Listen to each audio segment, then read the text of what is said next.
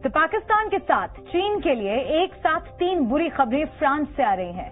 48 घंटे बाद 13 जुलाई को प्रधानमंत्री मोदी फ्रांस पहुंचेंगे और वहां भारतीय नौसेना के लिए फाइटर जेट और सबमरीन्स के साथ हेलीकॉप्टर इंजन पर भी बड़े फैसले की उम्मीद है। फ्रांस में डील के बाद हिंद महासागर में भारत की ताकत कितनी बढ़ेगी और इसका चीन पाकिस्तान पर क्या असर होगा, ये हमारी एक्सक्लूसिव रिपोर्ट में देखिए।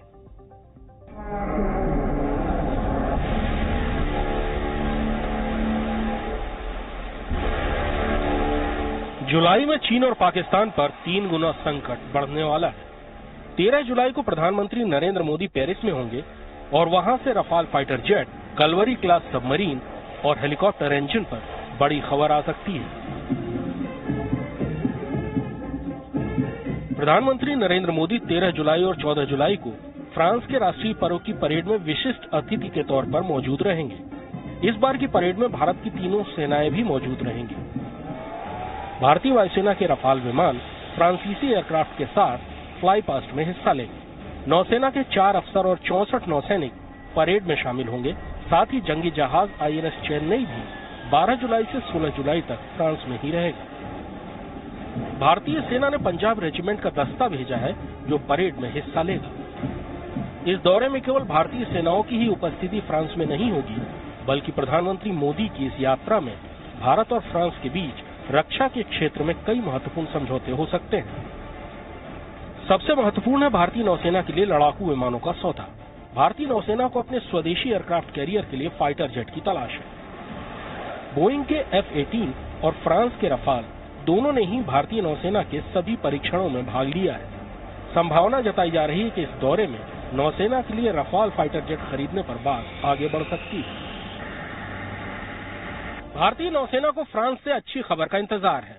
भारतीय नौसेना के पास 42 MiG-29K फाइटर जेट्स हैं, जिन्हें रूस से खरीदे गए एयरक्राफ्ट कैरियर INS विक्रमादित्य पर तैनात किया जाता है।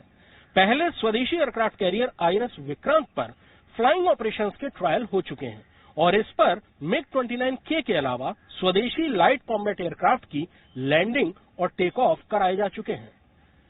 विक्रांत के लिए कुल 26 फाइटर जेट्स खरीदे जाने हैं। संभावना यह है कि प्रधानमंत्री मोदी की फ्रांस यात्रा के दौरान इस सौदे पर मोहर लग सकती है। एयरक्राफ्ट कैरियर के लिए फाइटर जेट के साथ साथ भारतीय नौसेना को नई सबमरीन की भी बहुत ज्यादा जरूरत है। भारत ने फ्रांस के सहयोग से ही कलवरी क्लास की 6 सबमरीन बनाई हैं, जिनमें से 5 नौसेना में शामिल भी हो चुकी हैं। अंतिम सबमरीन के अगले साल तक नौसेना में शामिल होने की संभावना है। खबरें ये हैं कि इस यात्रा में फ्रांस के साथ 3 और कलवरी क्लास के भारत में ही निर्माण पर समझौता हो सकता है। अगर ये समझौता हो गया तो नौसेना के सबमरीन बेड़े में जल्द इजाफा हो सकता है, यानी हिंद महासागर में भारत के शत्रुओं की तकलीफ और बढ़ सकती है।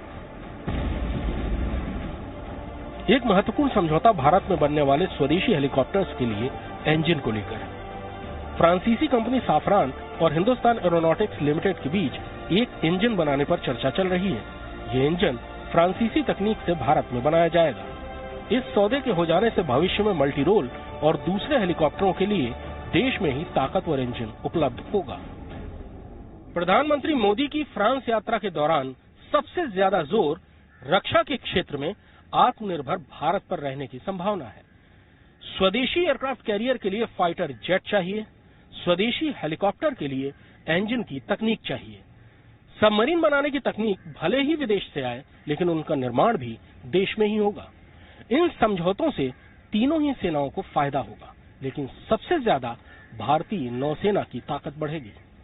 कृष्ण मोहन मिश्रा, जी मीडिया, दिल्ली। जी न्यूज़।